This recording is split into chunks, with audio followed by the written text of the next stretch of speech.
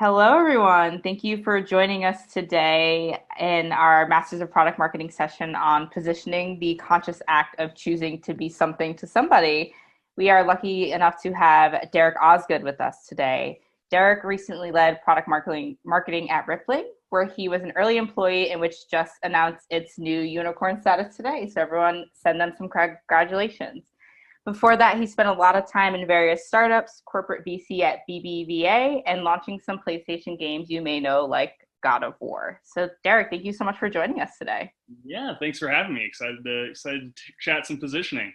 Awesome. One of my favorite topics. So, let's just jump right in here. And I think one of the first things we often, hear around this topic is how misunderstood it is.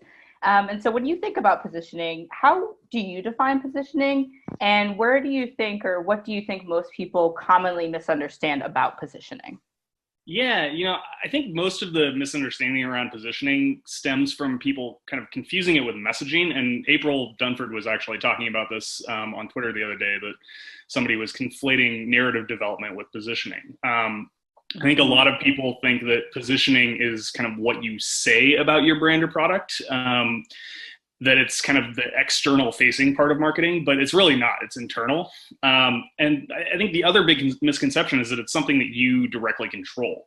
Ultimately, it's not, though. It's something that like your customers control. And the way that I tend to like to define it is that it's the place that your brand or product occupies in the hearts and minds of customers. And I think like oftentimes when we talk about positioning, we're talking about really talking about positioning strategy, which is the act of defining or creating, a North Star for the internal decisions that you make as a company, in order to like carve that place out in customers' minds.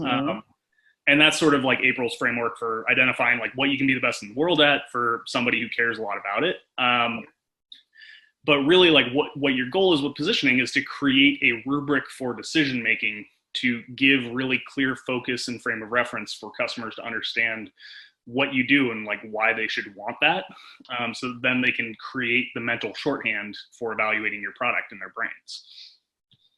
Yeah, I love that. So, you just mentioned one thing that stood out to me. I mean, that was all great, but you say hearts and minds. And sometimes when we hear words like hearts and minds, folks who maybe aren't in marketing or are in marketing, they tend to think of fluff. And so sometimes when we think about positioning, it can be misconstrued as fluff, or some might, excuse my language, like to call it bullshit.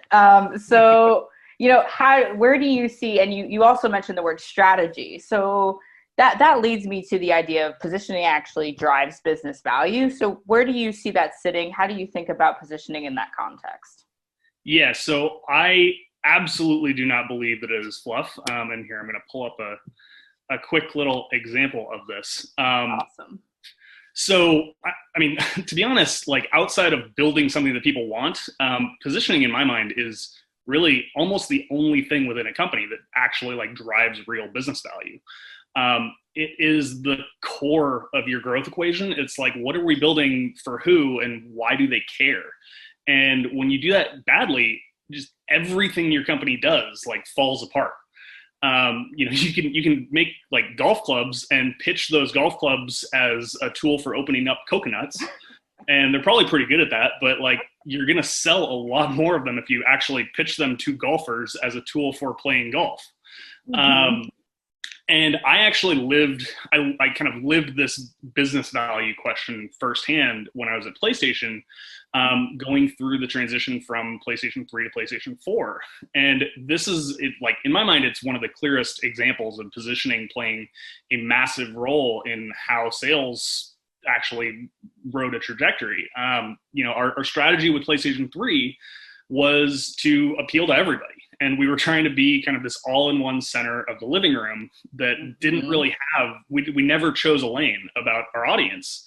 And, the tagline was even, it only does everything. It was just like attribute value to this, whatever you want, we will. Whatever you define value as, we're bringing it to you. Right. And so if you try and do that, and if you try and be everything to everybody, you end up being nothing to anybody. And PlayStation 3 is the only example in PlayStation's history of it not being the number one console. It got absolutely crushed by Xbox and Nintendo. It was third place in sales for its entire life cycle, and it had a much bigger budget, much similar product to PlayStation 2, which was super successful. PlayStation 4, we totally flipped that script, went hyper focused. We picked the absolute smallest segment of gamers and went just all in on making them believe that we were a tool dedicated and built for them, and that we were the best place to play. And PlayStation 4 just took off like a rocket. And you can see this, in this chart here. PlayStation 3 was just a dog, and PlayStation 4 was a rocket ship. Yeah. I think you hit on something really poignant there. I mean, your words exactly where, it's the only thing that drives real business value. And I think folks who sit within product marketing, that's, we live and breathe value-based language every day, and helping folks just understand that that's exactly what positioning is trying to do, is understand that real value for the customer and hone in. I love how you spoke to the idea of there is this case where positioning is something that customers define for you, but you also have to, and they'll have that own frame of reference for them, but you also have to tell them what value you're trying to bring there. So if you don't mind me asking, how do you balance where customers are placing you, right, in their own frame of reference versus where you're trying to be? When you think about those two PlayStation examples, like what lessons did you learn around that? That makes sense. Yeah. So, I mean, I think, one of the common pitfalls when positioning products is that people don't start from the place of like, how do customers already perceive you? Because you inevitably probably already have some kind of position in customers' minds. And regardless of where you want that to be in the future, you have to start with like, what are you now? And you then need to be super intellectually honest with yourself about, can we actually get from where we are now to where we want to be in the future? And there's a lot of companies that try and attack this problem with a very ambitious positioning strategy that's just unrealistic. And there is almost no way to like jump over this massive chasm in perception. So you need to take it incrementally, and you need to like carve out small chunks and say, okay, we're here today. Like, let's take this one step forward to some position that we want to be, that's not all the way to where we want to be, but let's get, one step closer. And all you can do is nudge people. You can't tell people like how to perceive you and just assume that they will then perceive you that way. Like Comcast tells everybody that they are a great customer service organization, and nobody believes that. They can say it all they want, but nobody's going to jump up and down and like cheer for Comcast customer support. And I think that the way that you get there is you have to be holistic in the way that you make decisions, and you have to think about like literally everything that your company does. It's not just about the words that you say and the message that you convey and the way that you've branded yourself, like all the marketing activity part of it.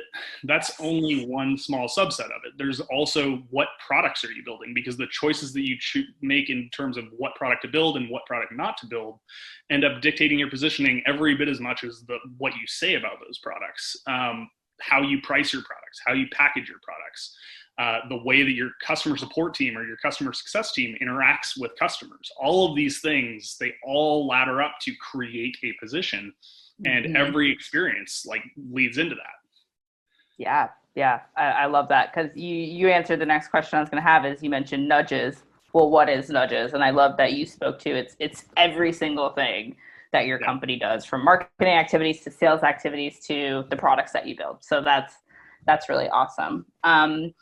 I wanted to dig into a little bit. So something that I've experienced as I've been with the Product Marketing Alliance is just seeing some of the differences across B2B and B2C companies. And so I was wondering your thoughts around how positioning strategies may change between someone who is B2B focused or somebody who is B2C focused in a company as well. So, I mean, in my mind, like there really isn't that huge of a difference between B2B and B2C companies. I think the fundamentals and the psychology, they're the same. At the end of the day, you're marketing to people. those people have slightly different motivations. And so you may need to tap into a slightly different spot on the spectrum of positioning strategies. And I actually have another visual here that might be useful. Share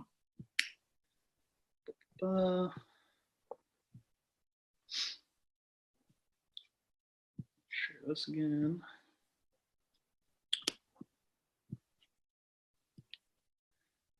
So I think, when you think about positioning, there's a whole spectrum of ways that you can position a product. And those range from things that are really emotional and intangible to things that are very rational and tangible. And I think B2C and B2B companies tend to bias towards one or the other side of the spectrum.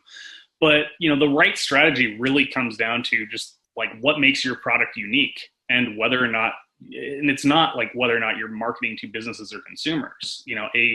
A fashion brand that's targeting consumers, they could position themselves really, really tangibly as the only way to, they're the only fashion brand that sells, say, llama fur coats in Norway. And so they're positioning, if you look at the spectrum, they're far on the right side. They're positioning around infrastructure. They're the only way to make that product available in that market. But you could also position themselves as the easiest way to feel as warm and cozy as a llama. And like, that's a much more, intangible, emotional play. And so, you can apply the same thing to B2B.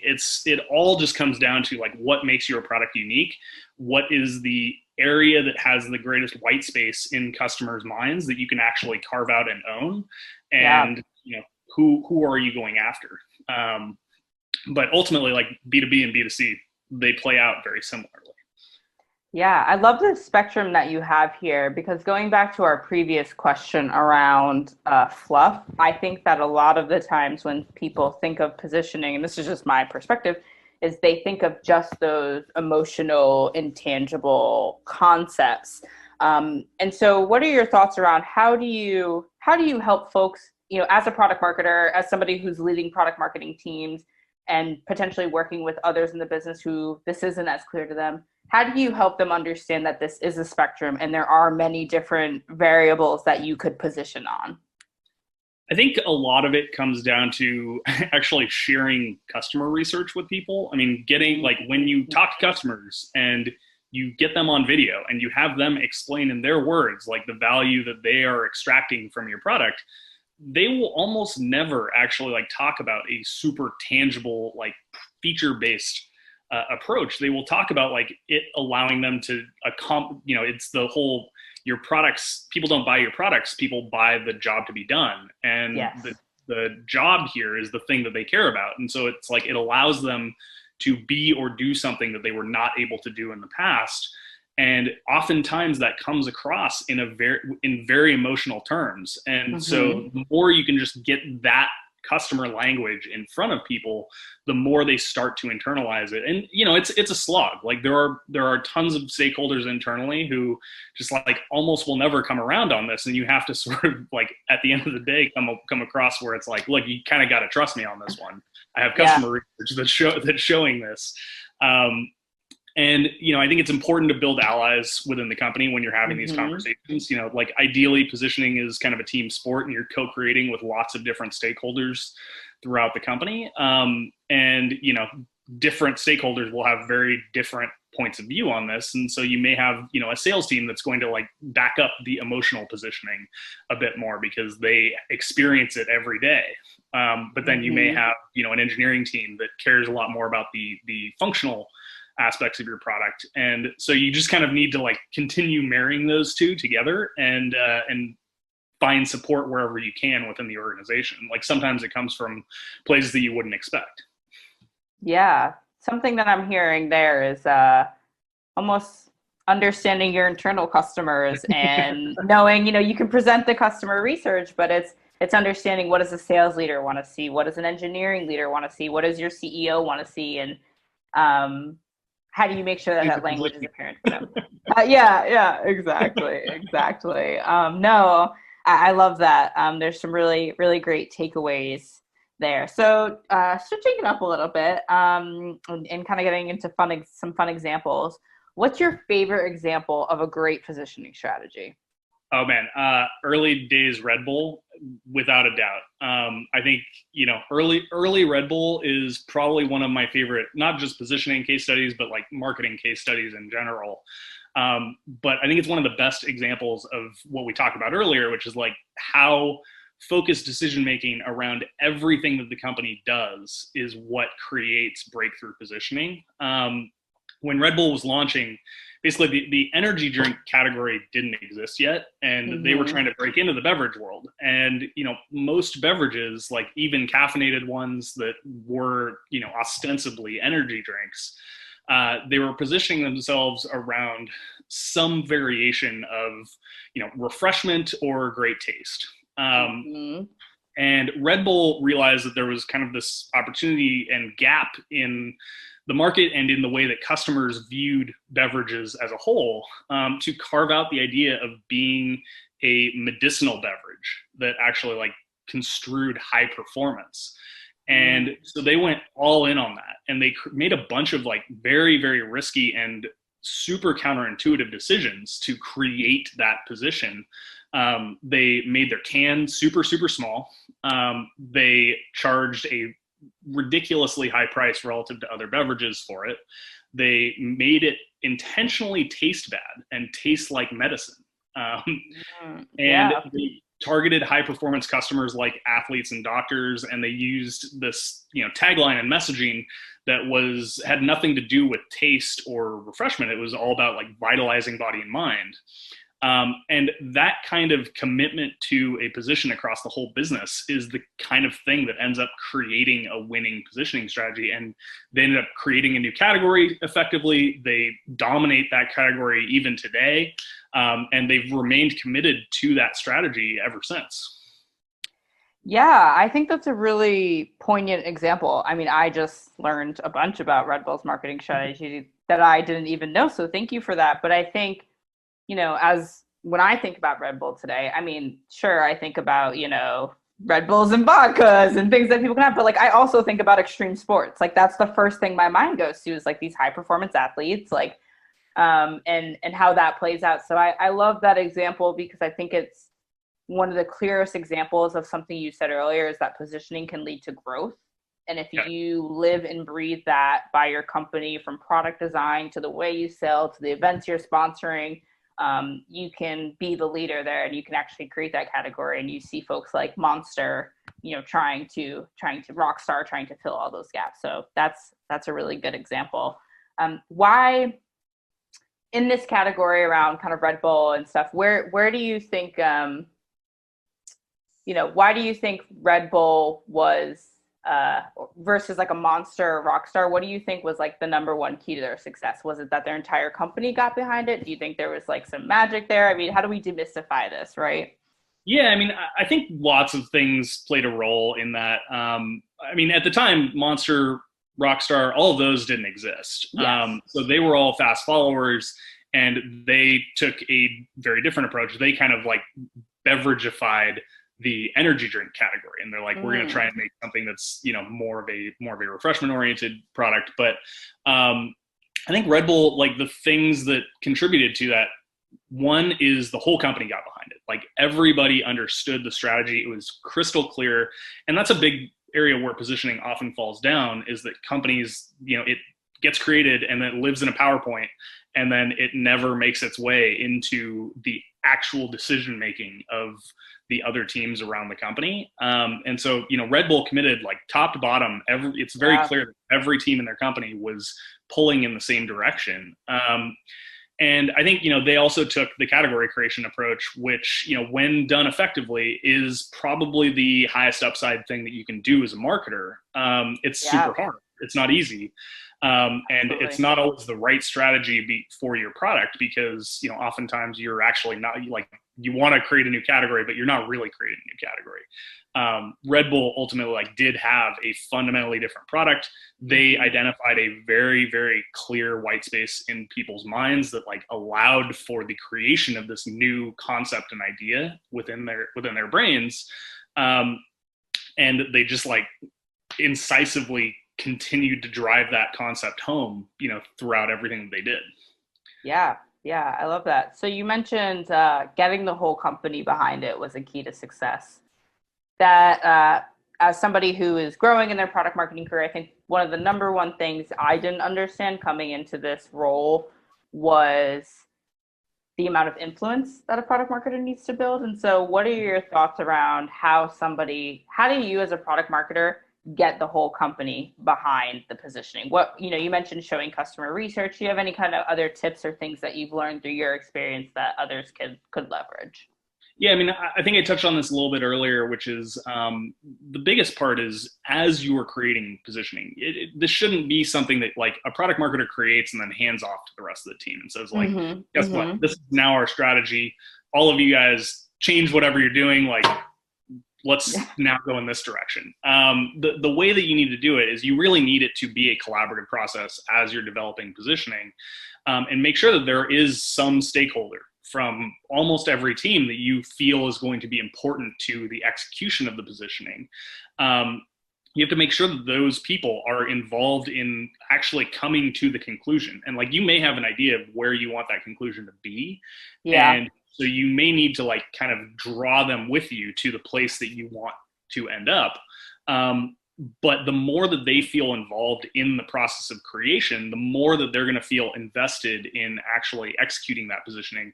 And then you're going to have advocates internally, embedded in each of the teams around the company that are then able to help express it and like act as sort of like partners and enforcers of the positioning, in what their teams are doing. You have a product person who's noticing like, oh, we shouldn't build that product because that doesn't ladder to the positioning. And like, I know that Yeah. because I was involved in this process. And they can speak to it intelligently and eloquently. I think beyond that, again, disseminating as much research as humanly possible. Obviously, you want to like create some small wins leading into this, like coming in from day one and saying, "Hey, we're going to reposition everything that we're doing."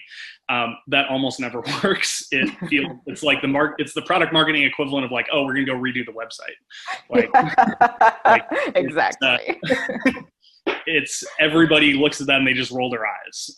So first you need to like demonstrate that you can take whatever the existing positioning is and reinforce that and try and find ways to demonstrate the business value of it. I think that it's a hard thing to demonstrate the business value of upfront through tactical execution, because it's something that takes, it's got a long time horizon for actually delivering it and like realizing the success of it.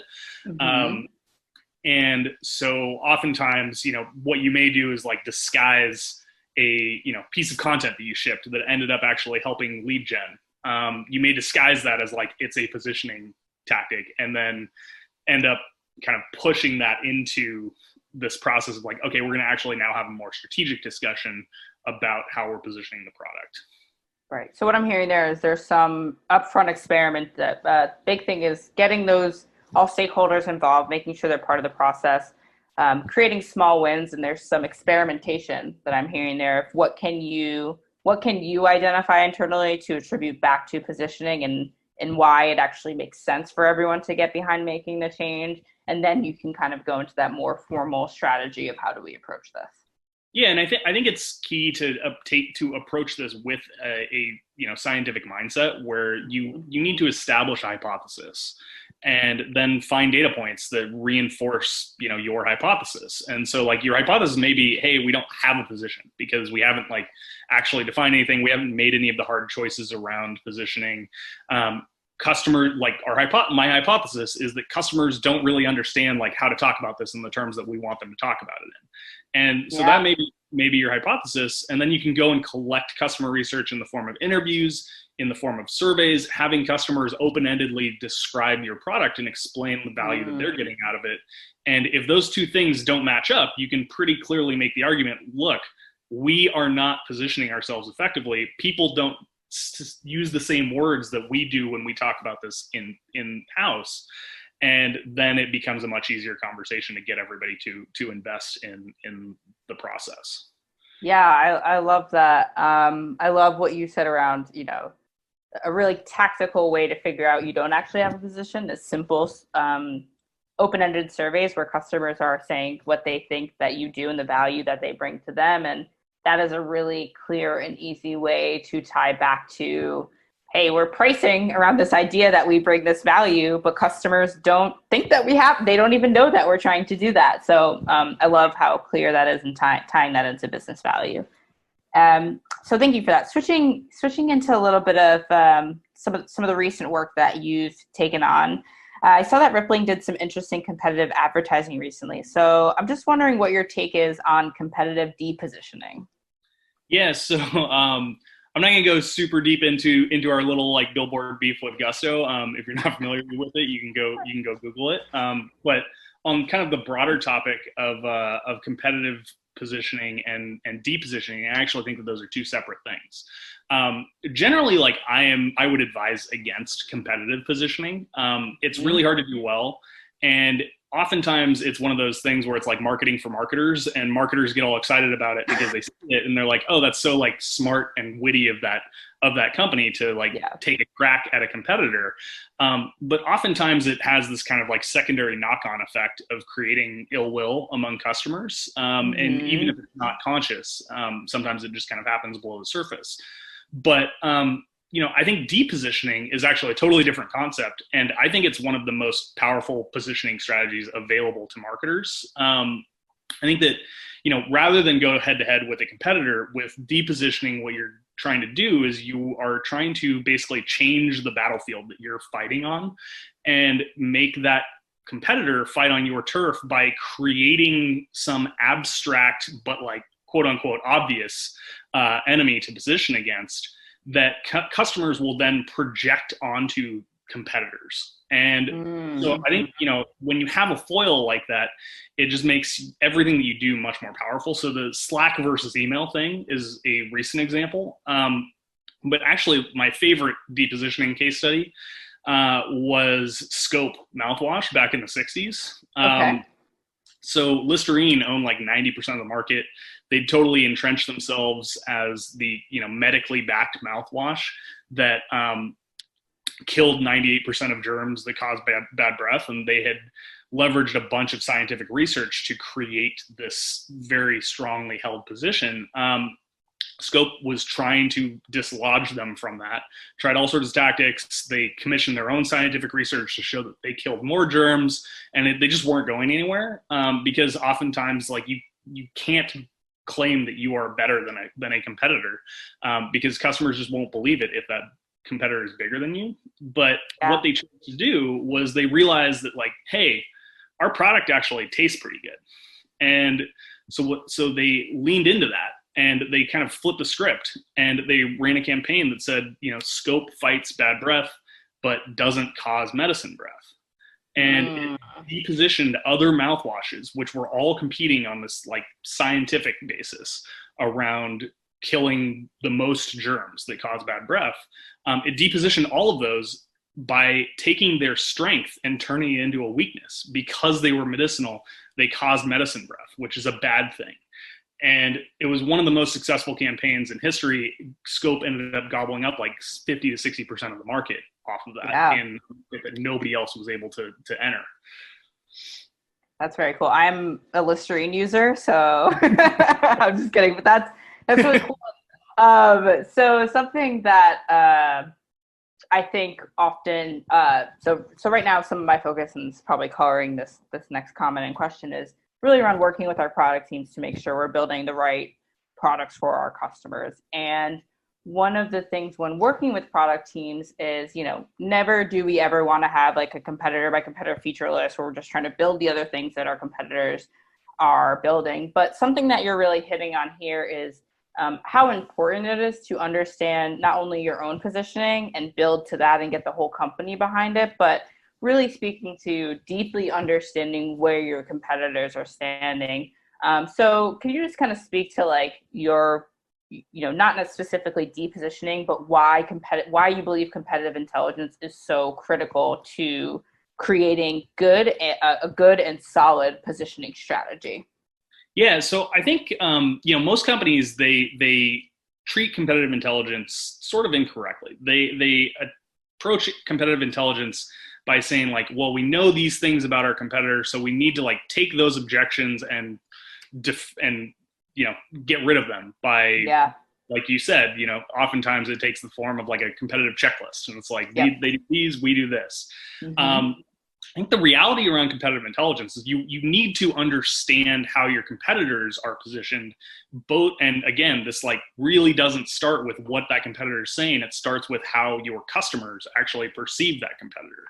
And Yeah. so oftentimes, that competitor has a totally disconnected, message from how customers actually see them. So you need to understand how customers see competitors, because what that's going to do is it gives you the ability to now understand, okay, customers see this competitor here and this competitor here and this competitor here, but there's no competitor that occupies this space in Yeah. customers' minds. And by understanding what your competitor's strengths are, it gives you the ability to find weaknesses in that strength, to kind of do what Scope did, where you can flip that strength on its head and deposition from it. Or Mm-hmm. it gives you the opportunity to identify, some area that like a competitor has a strength in a different space, and you have and your product is uniquely equipped to occupy, whatever gap exists in customers' minds. And you can't do that if you don't first understand, what space are they taking up. So I think that's how I approach it. I think that like generally, as long as you understand how competitors are positioned, I sort of throw it out. It's like you use it as a way to create a checklist of things that you're not going to do. And then you Yeah. find the thing that is unique and special about your product and lean into strength, as opposed to like trying to, fight on the areas where you may be weak. Yeah, yeah, I love that. The idea of leaning into your strengths. I think that's something that every product marketer, every organization can do more of. So that's really poignant for me. I want to ask you, what are some of the common missteps companies make in positioning exercises, and how does that lead to positioning strategies actually failing? Yeah. So, I mean, the number one problem that almost every company that tries to go through a positioning exercise runs into is that they just avoid making choices in general. And, they think that they're making choices, but they're not really being honest with themselves about how rigorous they're being at like carving out a clear rubric. And particularly that plays out around the like theoretically, risky ones around who you're going to target. Mm-hmm. Because companies oftentimes they're like, no, we have to appeal to like all of the markets that could potentially buy us, because if we don't, then our market's too small and we're not going to grow fast enough. But the reality is like you don't see that many Patagonia customers going and actually hiking around through the Andes. You don't see that many like black customers actually getting rid of email. Yeah. Focus ends up actually creating more growth than it ends up detracting from. But when you fail to make choices, you never create a position. You create like a set of words that just describe what your company does, but they don't actually like create a clear enough framework for customers to make the leap to understand like really what you are, what the value that you deliver is, and like who that product's for. Yeah. I think you need to be perceived as different before you can be perceived as better. So you really need to get all the way down to having like a first, only, or cheapest statement, and an almost uncomfortably narrow target market before. And if you're not doing that, you're probably not like making enough hard choices. Yeah. Um, I think the other things that companies do is, one, like we talked about earlier, they limit the positioning strategy's impact to just the marketing work that they're doing and the messaging that they use. Mm-hmm. Brands don't live in PowerPoints, they live in customers' hearts, and everything you do impacts them. So if you're not bleeding that positioning strategy into your product roadmaps, into your company culture, into the norms around which you like interact with customers, then it's just never Mm-hmm. going to take hold. And then, related to that, they don't commit enough to the strategy. And for oftentimes, and that takes two forms. Like sometimes they don't commit enough because they're wishy-washy in the way that they apply it. And so they just kind of weakly apply it because they want to just kind of dip their toe in the water and feel out how it works, which ends up not being motivational enough to actually shift perception. Yeah.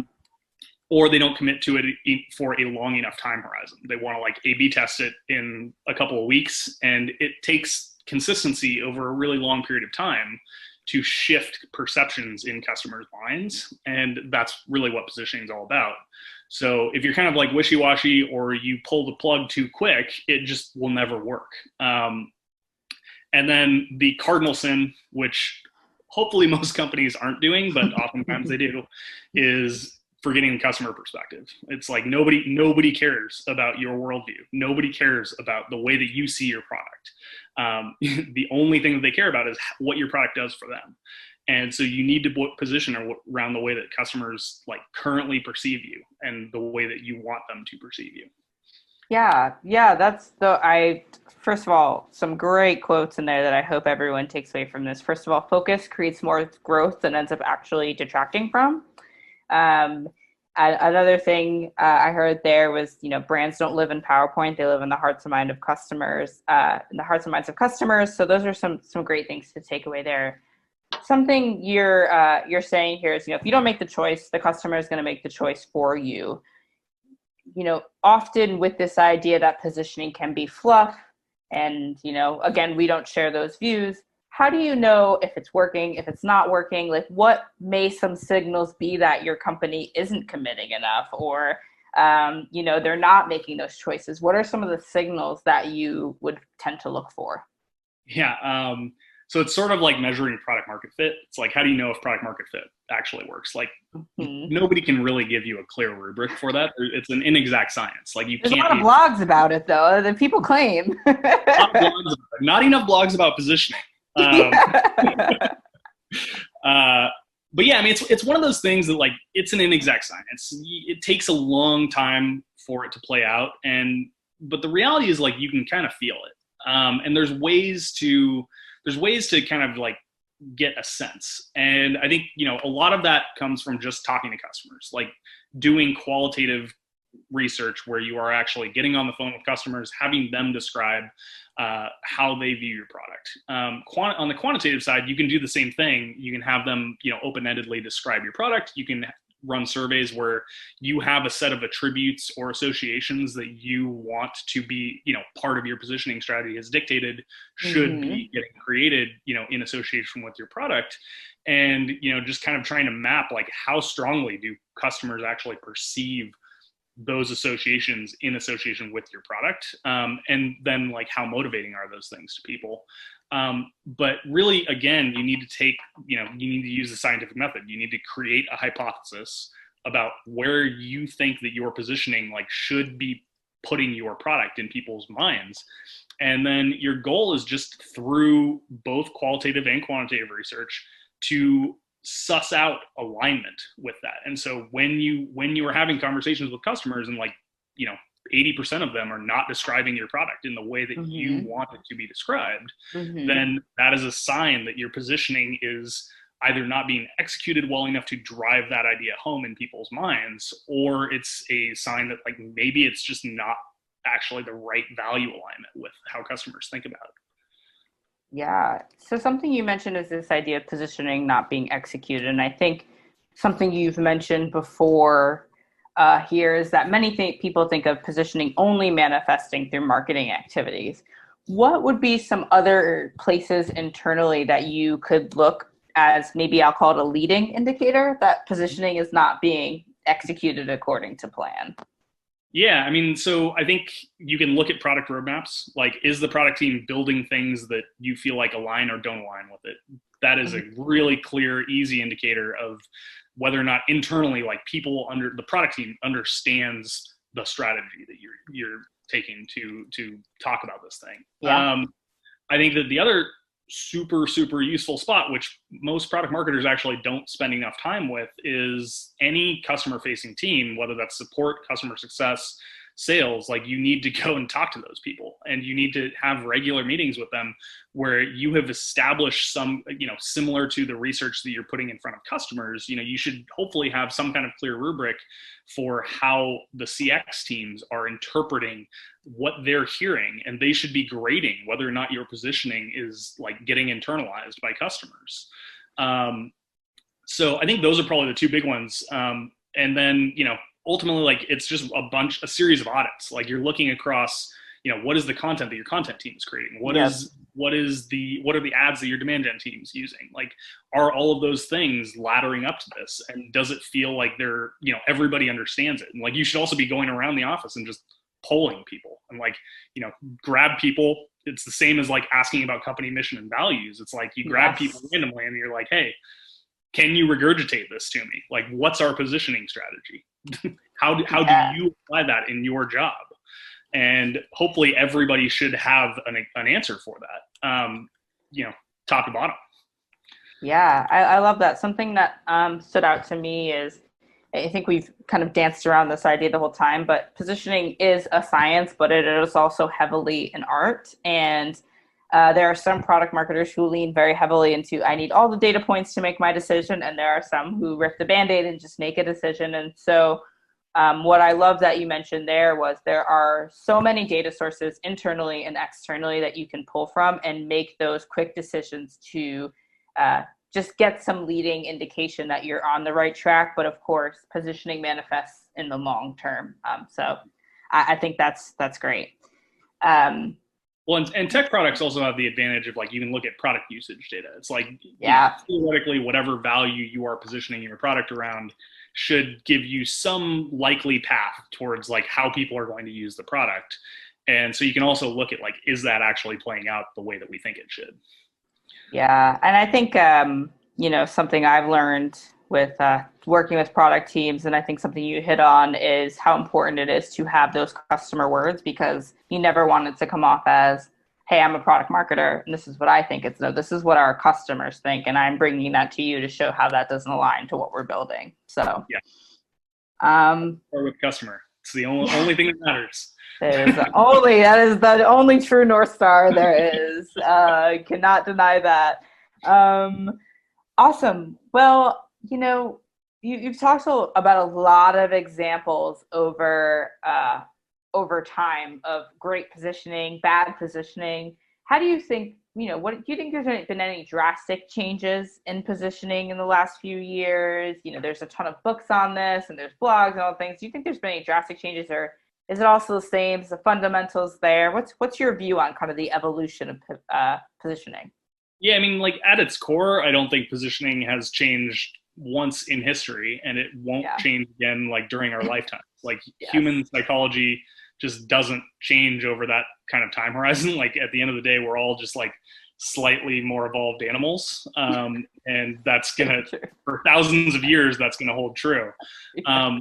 I do think that over the last 5 to 10 years, as the ability to like create products has become more democratized, I think markets have become more crowded. So it's for sure like harder to find conceptual niches that you can own. But ultimately, like all that means is that you have to like work a little bit harder. And you have to be a little bit more rigorous in the decisions that you make. You have to narrow your target market more because by narrowing your target market more, you're going to uncover new niches. Because when you talk about humans broadly, like there's only so many concepts they can hold in their head. But like when you start narrowing down to artists living in New York, they probably have another set of areas that like no company is occupying in their mind. Yeah. I think the other thing that's happened in the last 5 years is I do think that with the explosion of importance in growth and performance marketing, there has been a degradation of positioning acumen among a lot of companies. And I think that as companies have started to need to optimize for more one-to-one conversion of many personas at once across digital channels, a lot of companies kind of lost sight of the need to create an overarching singular narrative and perception of their products. And so instead they've created like a bunch of these many-faced monsters that are just kind of a lot less clear and more confusing. So I do think that in the next 5 to 10 years, there's going to be a renewed importance placed on effective positioning because a lot of the channels that have led to this like lack of focus on it, they are starting to become much more commoditized. They're starting to consolidate, And so now the only way to stand out on them and to actually drive effective performance is to create really, really tight positions, really, really tight messaging that expresses that, and play it out across everything that your company is doing. Yeah, yeah. Something that you mentioned there was this idea of many performance marketing teams that we're working with usually pretty closely, day to day, quarter to quarter. Is this idea of they have much, they have some pretty strong and tight goals around conversion, meeting many personas, which leads to many messages. Do you think that there are ways that product marketing can more effectively, an organization of product marketing teams, of course, changes to every business and need, but do you think there are ways that product marketing can organize or ways that they can better work to help serve those customers who may need to have many different messages under the same umbrella? Yeah, I mean, I think again, it all just comes back to like creating boundaries, and Mm-hmm. what you want to do is there's lots of space that you can speak to a specific positioning. Like one positioning strategy can be expressed with many different faces. I mean, look at like the way that Geico advertises itself. It has Yeah. serious stuff, it has funny stuff, but it all ladders up to like the same concept of like Geico's going to save you money, Yep. and they tell that story many different ways. But it's very clear that they have like a set of guiding principles, and there are guardrails. And so I think like when you're working with performance marketing teams, it's mostly about like, again, this is it's a little bit of an art where you do need to Yeah. like kind of iterate on this with them. And it's like, they should be, for a while, as they're coming up with like lots of different messages, they should be sending those to you as a product marketer and bouncing them off of you and saying like, does this really ladder up? Like, does this not? And so it's an ongoing training exercise, where you have established a set of guardrails of like what things work, what things don't work, what we Mm-hmm. are, Mm-hmm. what we're not. And then, anything within those boundaries works. And what you should be doing is just constantly like vetting things and giving feedback. Like a lot of what product marketing is really about providing feedback and examples just constantly. Yes. Like here's a bunch of use cases. Here's a bunch of like long descriptions of why this thing works, why it doesn't work, so that you can understand the thought process and like the decision making criteria being used for creating that position. Yeah. So yeah. Yeah. So what I'm hearing there is many people think of, product marketing as kind of the voice of the customer in an organization. As it relates to positioning and these other teams who are building on top of product marketing work, there's an element of you need to be the master of that positioning, and you need to understand how that may manifest across those channels and what types of guardrails and what types of boundaries you need to help those organizations set. Because I think sometimes there's a misconception of, oh, I built the positioning and messaging doc and you can reference it. Why aren't you doing, why didn't you build something that aligns to that? And it's like, well, maybe it wasn't suiting their needs. So what can we do to work together to make those boundaries and those guardrails more clear? So Yeah, I that. think like your goal should always be to create positioning and messaging frameworks that are flexible enough to allow people to play around in the sandbox. I think that like one common mistake that a lot of product marketers make is that they make this like very rigid structure to the way that you talk about the product, and it's more or less saying like you have to copy and paste these messages, and like these are the only messages you can use, and that is too limiting for teams to be able to exert any kind of creativity. What you want to do is just create a conceptual understanding, shared understanding, so that then they can execute on it in many different ways. Yeah, yeah, I love that. I think one of the key things I always find myself repeating to folks who say, "Can I have the messaging?" And I try to remind them, messaging is not copy. You want copy. You want to know how this message manifests across your channel. I write copy sometimes, so I love that flexibility that you need to provide there. Yeah. Awesome. Well, I do have a few more questions, but I do want to pause and is there anything we haven't touched on yet that you want to make sure folks who are listening in, clearly get the message on, pun intended? I mean, really, it all just comes down to focus. Like, I'm gonna position the positioning concept here, and like position is Yeah. literally just focus. Like if you come away with one thing, it's if you feel like if there's an and in anything that you're doing when you're talking about positioning, you're probably not focused enough. And find the core. Yeah. Yeah. I love that. Great. Well, I do have one final question for you here is it's going to be a two-pronged question. The first question that I have is if you were talking to somebody who is new to product marketing, what is the number one piece of advice you would have for them as they think about positioning? And on the flip side, if you're talking to somebody who's been in this career for 2 decades and maybe needs to refresh their skills, what lens would you ask them to look through?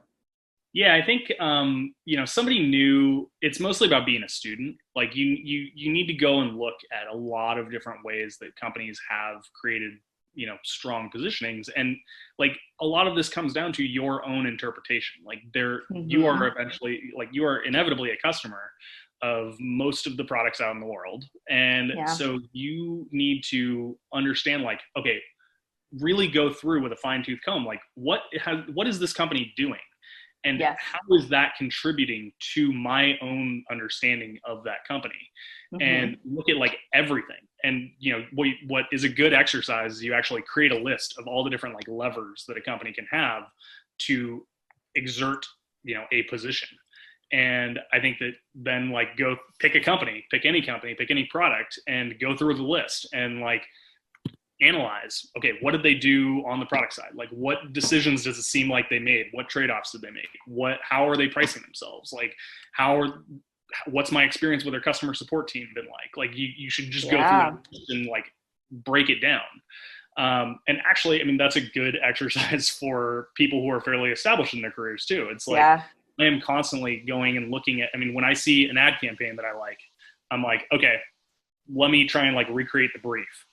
And I Yeah. think like reverse engineering a brief for a product or a ad campaign for anything that you see out in the wild is a good exercise to like really build the muscle of figuring out like okay, what was the one thing they were trying to like make me believe with this. Yeah, I love that. I think something that I take away from that tidbit is and this could be for somebody new, this could be for somebody who's going through a bout of unemployment, is you don't have to, you can't dismiss on the job experience, but it doesn't mean you can't continue to build up that muscle and that toolkit of critical thinking and questioning and trying to understand what were they getting at, what was the ultimate strategy here, and where could they have improved. So I think that's really practical, and I hope everyone listening in really thinks about that because that's a great tip. uh, well, Derek, I want to thank you so much for your time today. I mean, this has been an incredible experience, and I've learned so much. We thank you so much for sitting down with the Product Marketing Alliance today and all the insights that you shared with us. Yeah, this is awesome. I appreciate the chat. This is fun. Awesome. Well, thank you. Have a good one. Thanks, you too.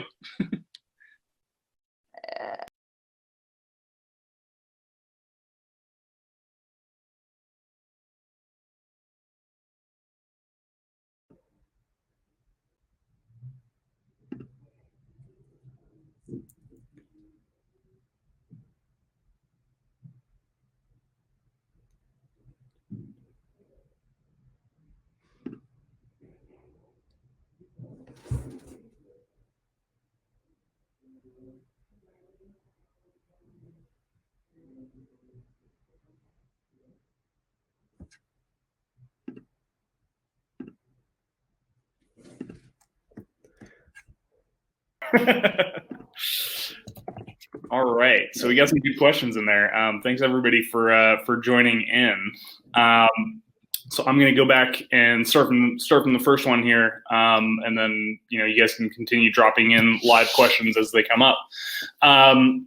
So the first question was, can you tell us more about how you went from PlayStation 3 to PlayStation 4 positioning, how I got the internal meetings to change, how I convinced execs on choosing a narrower market. I mean, ultimately, like that all came, and also there was many people involved in this.